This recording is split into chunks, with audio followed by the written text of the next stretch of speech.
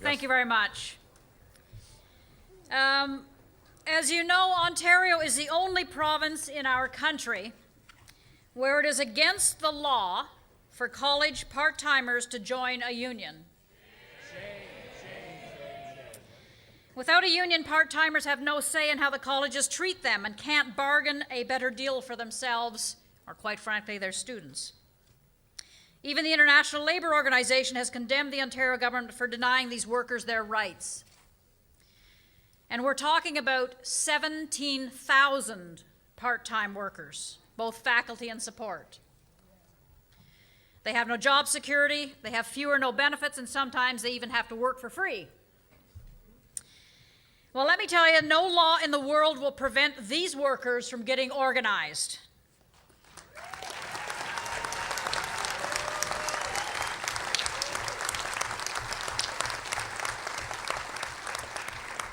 On November 17th to the 19th of last year, part-time workers from Ontario's 24 colleges met to form the Organization of Part-Time and Sessional Employees of the Colleges of Applied Arts and Technology, OPSECAAT.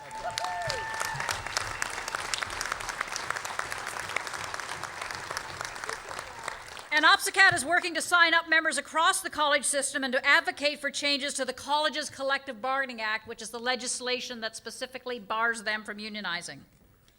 And this weekend, OPSECAAT delegates are here in this hotel in their own right to elect an executive and plan strategy on their campaign. And we are joined this morning by not only their president and executive, as they currently are, but with the delegates from your community colleges, from your regions across the province. And the underlying issue for me here is when governments get to underfund our quality public services and our public education system, employers take advantage of that and hire part-time workers to do the work of full-time positions. That is wrong. So we're very, very proud to be supporters of and kind of partners in crime on this assault on the government to change the laws, and it's my sincerest pleasure to introduce their president to you, Roger Couvrette from Algonquin College.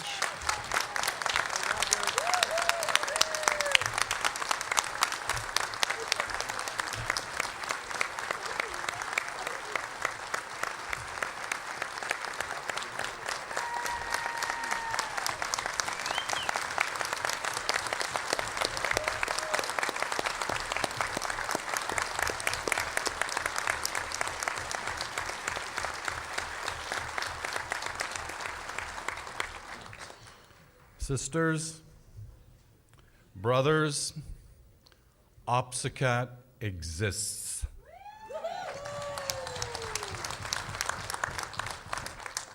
OPSECAAT exists because of Leah Castleman.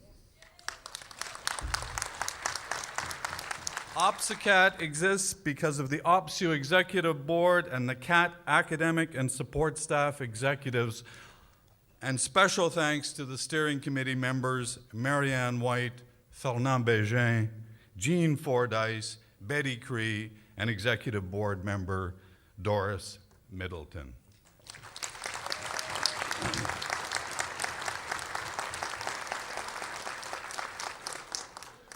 OPSECAAT exists because of Barb Linz and a small army of dedicated OPSU staff.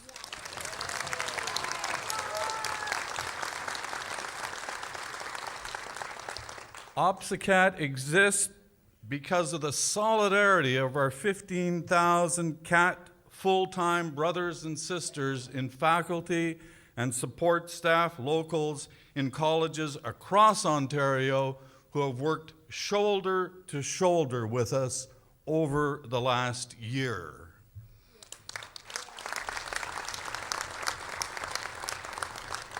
OPSECAAT exists because of the delegates to the 2005 OPSU Convention, right in this room, who moved a resolution that OPSU will devote the necessary resources to a long-term organizing campaign which will have as its goal to bring these workers into OPSU and the labor movement, and to extend to part-time college workers the bargaining rights enjoyed by all other workers.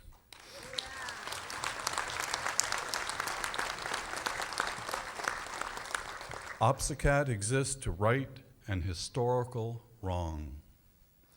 In 1975, the Provincial Colleges Collective Bargaining Act denied part-time college workers the right to bargain collectively. It may not have mattered much then, but boy, does it matter today. The legislation paved the way for the massive use of cheap labor in our community colleges. Chronically underfunded, colleges now drive truckload after truckload of thousands and thousands of part-time workers onto college campuses each and every day. Today, there are 17,000 women and men who work part-time in colleges. Ontario is 9th out of the 10 provinces in funding per full-time college student. How does the government get away with that? Do the math. Ontario underfunds college education on my back and on the backs of part-time workers who are singled out as a source of cheap, disposable labor. Meanwhile, there are 15,000 full-time workers in Ontario community colleges, members of OPSECAAT academic and support staff, who find their own power to bargain collectively increasingly undermined by the presence of a small army of disposable and very vulnerable part-time workers. Let's paint the picture. Les travailleurs à temps partiel des collèges n'ont aucune sécurité d'emploi. En fait, nous avons plutôt de l'insécurité d'emploi, laquelle revient toutes les 16 semaines. Nous n'avons aucune procédure de plainte. Nous vivons dans un environnement de travail où tout est à prendre ou à laisser. Nous n'avons pas d'avantages sociaux. Nous travaillons souvent dans des conditions épouvantables. On nous paye une fraction dérisoire de ce que nos homologues à temps plein reçoivent. Tandis que les travailleurs à temps partiel des collèges se voient refuser le droit de se protéger contre l'exploitation d'après une loi. Les autres travailleurs à temps partiel en Ontario, dans les universités, les magasins d'alcool, nos hôpitaux, peuvent se joindre à un syndicat et ils le font.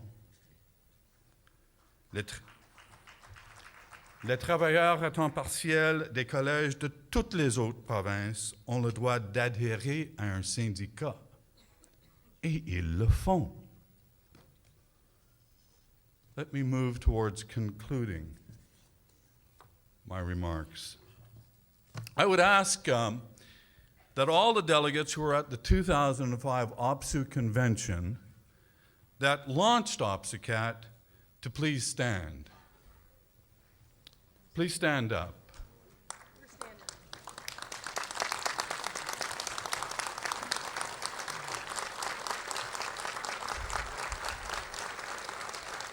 Please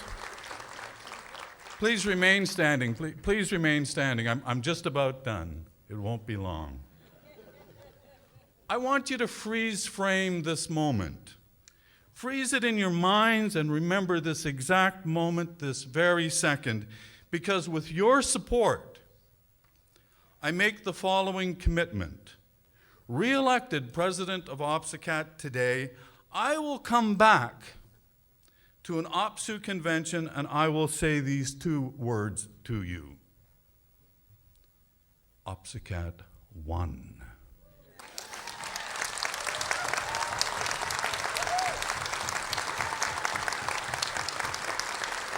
OPSECAAT won because of the work begun by Leah and then continued by Smokey. OPSECAT won because of the solidarity of our 15,000 CAT full-time brothers and sisters. OPSECAT won, and we righted an historical wrong. OPSECAT won, and we will be joining our CAT brothers and sisters, academic and support staff, at the bargaining table. OPSECAT won, thanks to the men and women standing before us today. Freeze this moment in your minds. I make this commitment to you.